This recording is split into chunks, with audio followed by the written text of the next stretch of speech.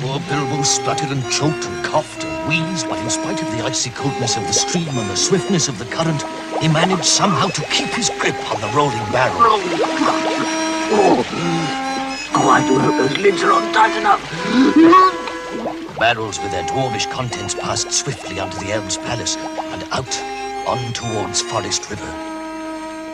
After the longest half hour in Bilbo's life, the barrels floated gently into the bank at a bend in the stream. There they are. And about time, too. I thought we'd have to wait here all night. Let's get them on board, then. Right. Right. Come on here.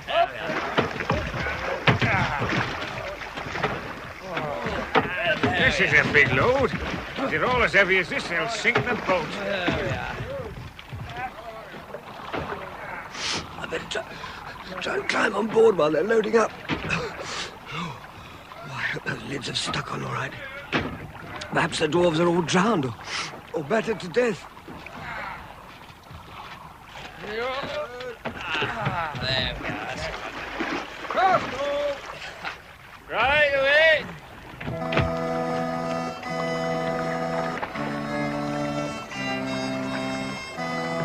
The day grew lighter and warmer as they floated along.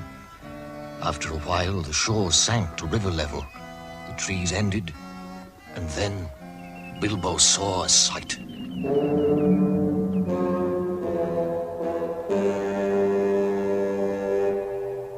The lonely mountain. Far away, its dark head in a torn cloud, loomed the peak that Bilbo had been half hoping, half dreading to see since the adventure started all that time ago. The home of the dragon Smaug and the dwarves' long-lost treasure.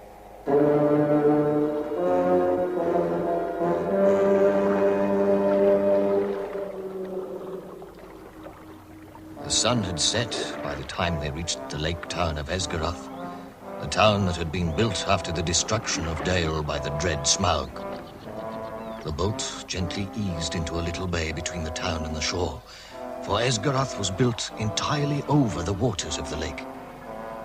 There, the boatmen moored the boat and left wearily for their homes and their beds.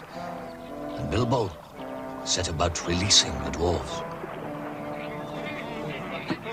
You stupid hobbits. I am sure I am black and blue all over. Well, really? Now look! Now, will you listen? Dwarves, listen. Are you still in prison or are you free? Well, I mean, all this moaning and groaning and where's your gratitude? I mean, yes, do you think I enjoyed the trip down the river? Shame on you, shame on you. I'm only a hobbit, and you're dwarves. Yes, great big... You ought to know. You're supposed to be brave warriors. Warriors? I see. Now listen. Now you stop all these foolish complaints and let us consider what is next to be done. Well, Mr. Baggins, what do you think is our next move? Well, I suggest that we go into Esgaroth. What, at this time of night? Certainly. Perhaps the lake men will give us food and shelter. Yes, I agree. Let us make ourselves known. I am grandson of the last king under the mountain. Esgaroth and all these lands are part of my domain. I shall enter in upon my inheritance. That'll be nice. Come, to the gates of Lake Town. All right. Come along, all of you then. Come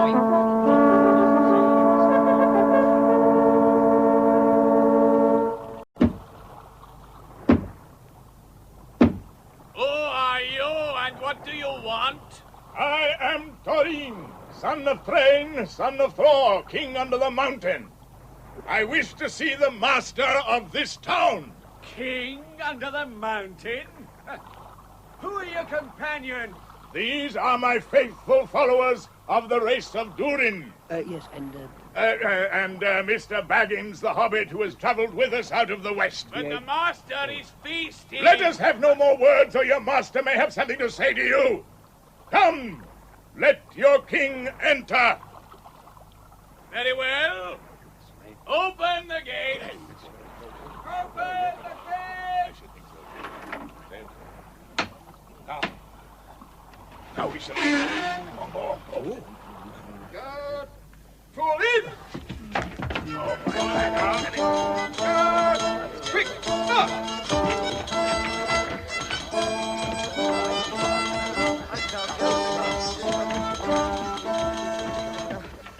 captain of the guard, with 6 of his men, led them over the bridge, through the gates, and into the marketplace of the town.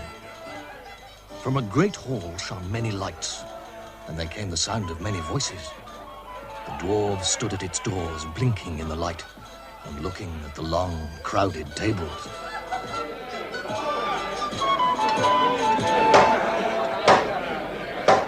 What is this? I am Thorin, son of Thrain, son of Thror, king under the mountain. I return. Captain, what means this? Who are these creatures? Master, I think these are the prisoners who escaped from the Elven King. Oh. Is this true? It is true that we were wrongfully waylaid by the Elven King and imprisoned without cause. But neither lot nor bar may hinder the homecoming spoken of old. Nor is this town part of the Wood Elves' realm, but part of the ancient dwarves' kingdom, which now I claim. What's this? He speaks truly, Master. Thror was our king before Smaug destroyed the old town. Our king is come. Dale shall be avenged. The king has returned. The prophecies have come true.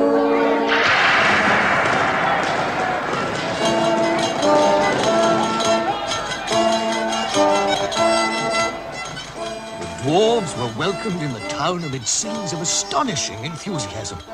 Large house was given up to Thorin and his company, and crowds sat outside and sang songs all day and cheered if any dwarf so much as showed his nose. Yes, but I was not feeling particularly cheerful.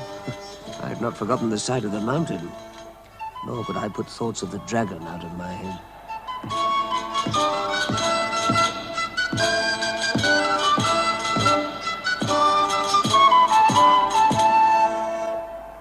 At the end of a fortnight, Thorin began to think of departure. Autumn was now getting far on. The leaves were falling and the winds were cold. It would not do to allow the townspeople's enthusiasm to cool with delay. But at least one person was not sorry to see them go. The master of the town. The sooner this dwarf and his followers have gone, the better. Let them go and bother Smaug and see how he welcomes them. Oh, but what if Smaug gets angry and takes it into his head to attack the lake town and destroy us as he did Dale? Yes, the sooner they're gone, the better. And so, one morning, 3 large boats left Esgaroth, laden with rowers, dwarves, Mr. Baggins, ponies, and plenty of provisions. The townspeople sang and cheered from the quay as the adventurers started north on the last stage of their journey. The Lord of silver fountains shall come into his own. His crown shall be of gold, and his crown shall be rich crown. His throne shall echo golden through songs of Yorick sound. The wood shall reign on mountains and grass beneath the sound. His wealth shall flow in fountains and rivers golden round. The streams shall run in gladness, the lakes shall shine and burn. All sorrow fail and sadness, and the mountain wings return. The only person thoroughly unhappy was me.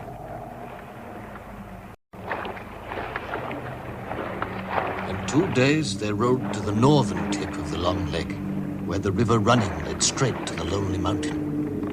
They could all now see it, towering, grim and tall before them. At the end of the 3rd day, they drew into the bank and disembarked, for the rowers would row no further.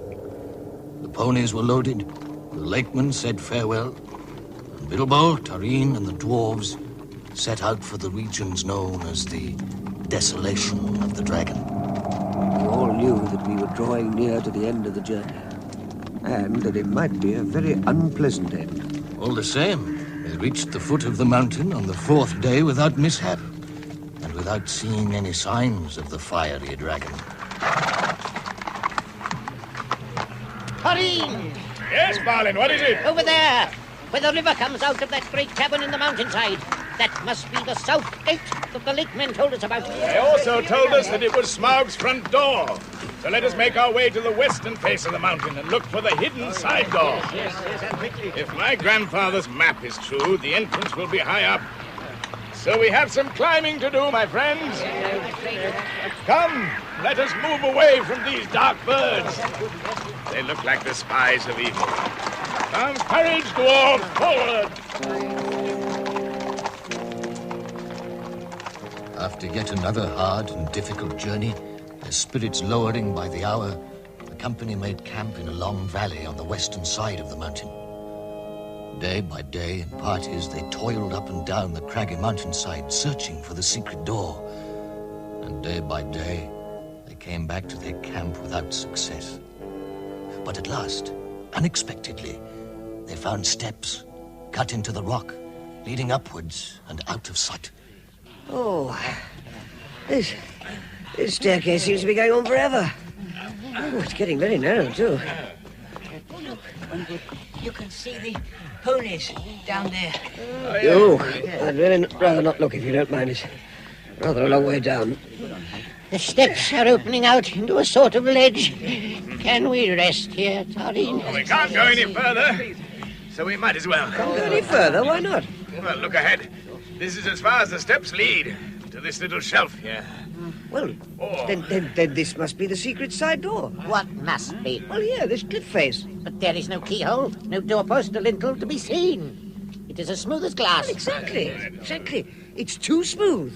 The rest of the mountain is rough and pitted. This surface is as smooth and upright as mason's work. I mean, look, even the colour's different.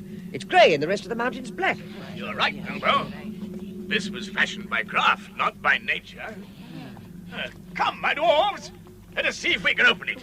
All push. Now get your shoulders to it. Ready? All together. Now.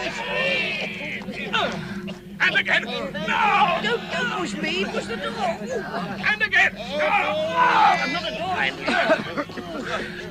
It's no good, Tarin. Now, don't give up so easily. Again, all together. Now. It'll never move. Not if we go at it for hours. It is solid rock. Baggins and his door. What now, Bilbo? I said, what now? What now? Yes. Ah, yes, well, that's just what I was wondering. What now? Yes. What now? That is just what I was... leave him be, Balin. Oh, it's getting colder. Today is the last day of autumn. And winter comes after autumn. Of course! Durin's Day. What's this about Durin's Day? When the last moon of autumn and the sun are in the sky together. Today is the last day of autumn, and the sun is still up. And look. Yes? New moon. But what difference does it make what day it is? Shh. There's the thrush. The map was right. It's only an old thrush knocking a snail against the rock. Shh, be quiet, all of you. Magic is afoot. You remember? Elrond told us the moon letters on the map said, stand by the grey stone when the thrush knocks, and the setting sun with the last light of Durin's Day will shine upon the keyhole. And today is Durin's Day. And there is the thrush knocking on the grey stone. Now we must wait for the sunset. The thrush is waiting too. The moon is risen. The darkness is closing in. The sun is sinking fast. It's setting behind clouds. How can it shine upon the keyhole? Shh. No, look. There's a gap in the clouds. See? The sun is shining on the stone. Oh! There's a little hole in the rock. The thrush has gone. The key, Thorin. Your grandfather's key. Before the sun sets. 1 minute. Come on, the key. Get the key. Right. Here. It fits. Now, everyone, push.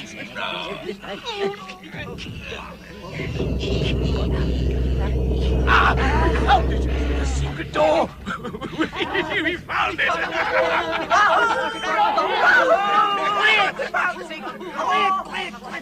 sake. Well, you forget where we are. This is the Lonely Mountain, and somewhere through that door lies Smaug. Yes, you're quite right, as usual, Mr. Baggins.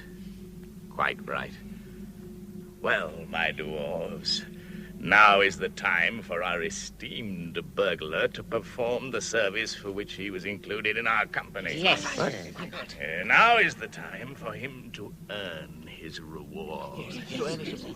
Earn my reward?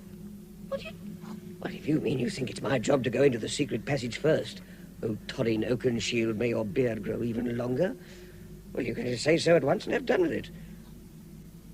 I could refuse, you know. However, I don't think I shall. Perhaps I've begun to trust my luck more than I used to. Gandalf often said I had more than my share. So, I think I will go. And have a peep. And get it over. Wait here. Well, good luck, Bilbo. Good luck, Bilbo. Good luck. Yes. Be careful. Come back safely. Thank you. Thank you very much. I have the magic ring. I shall wear it, and I shall go to Smaug's cavern and see what he is up to. Oh, dear me. What a fool you are, Bilbo Baggins. What use have you got for dragon-guarded treasures? Oh, if only I could wake up and find this beastly tunnel was my own front hall at home. What's that light? That must be a fire. Oh, certainly getting warm.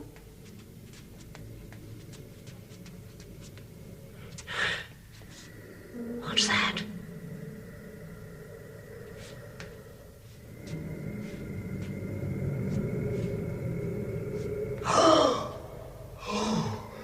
Smaug! And there, fast asleep, he lay. A vast red gold dragon. Wisps of smoke and flame thrusting from his jaws and nostrils. His huge tail coiled, and his great bat-like wings folded. Beneath him and about him on all sides of the immense cavern which was his home lay countless piles of precious things. Gold wrought and unwrought, gems and jewels, and silver red-stained in the ruddy light. There were coats of mail, helms and axes, swords and spears, and rows of great jars and vessels filled with a wealth that could not be guessed. Bilbo's heart was pierced with enchantment and with the desire of dwarves, and he gazed motionless at the gold beyond price and count, almost forgetting its frightful guardian. Well, Go. I smell you and feel your air. I hear your breath, thief. Help yourself. There is plenty and to spare. Oh, yeah. Oh, no, thank you. Smaug, the tremendous. I didn't come for presents. I only wished to have a look at you and see if you were as great as the tales say. And am I? Truly, songs and tales fall utterly short of reality. Oh, Smaug, the chiefest and greatest of all calamities. Who are you? And where do you come from, may I ask? I know the smell of dwarf, no one better. I am the friend of bears and the guest of eagles. I am the clue finder and the ring winner. I am the luck wearer and the barrel rider. Lovely titles, to be sure. But what are you, thief battle rider? I don't know your smell. Well, you don't know everything. Oh, Smaug the Mighty. Is that so? Well, I certainly know that you're here to steal my treasure. Wrong. Oh, Smaug the Dreadful. Surely, Smaug the unaccessibly wealthy, you must realize that your success has made you some bitter enemies. We have come over hill and under hill by wave and wind for revenge.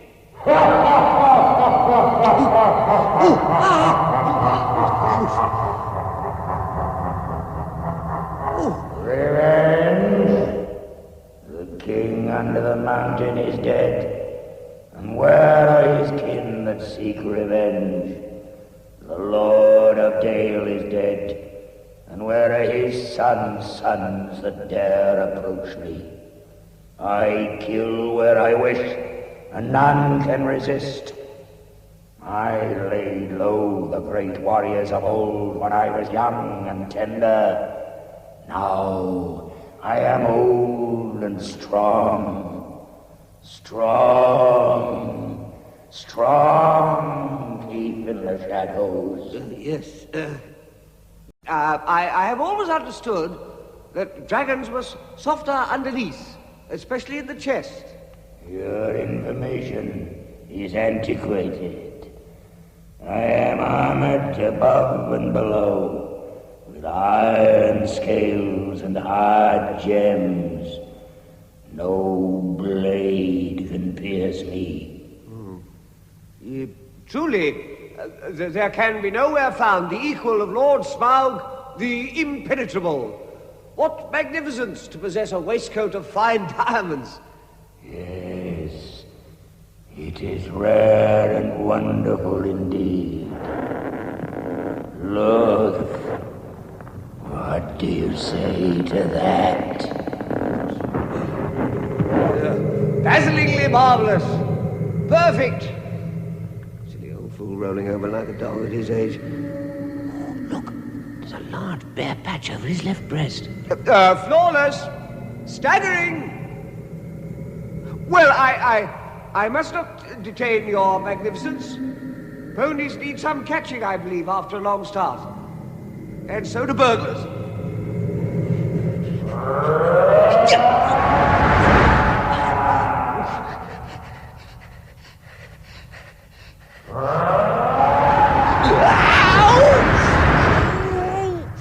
Never laugh at a live dragon. Thief, I heard you run up the tunnel. It's as well for you that it is too small for me to follow. Battle Rider, I don't know your smell, but if you are not one of those men of the lake, you had the help. They shall see me and remember who is the real king under the mountain.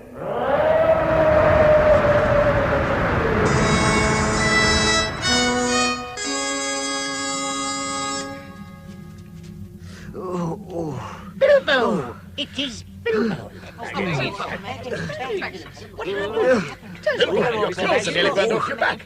Come and sit down here by me. Thank you. I think I'll just stand. Be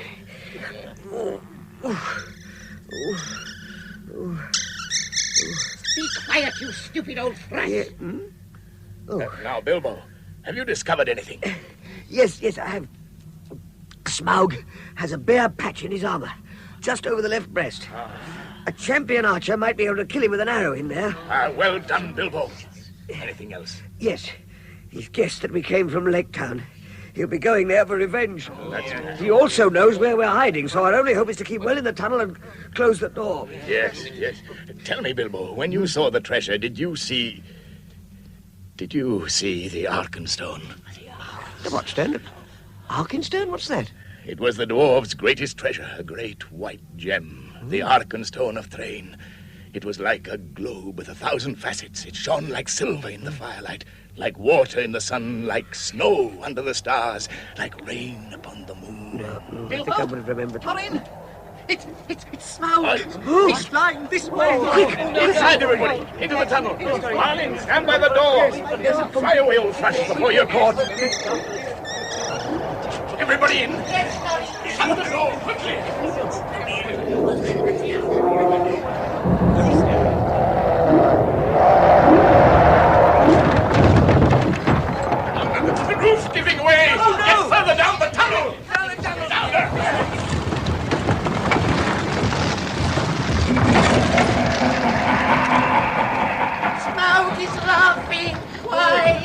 Why? Because he's trapped us, that's why. Trapped us? He smashed the entrance to the tunnel. Oh, no! We're shut in.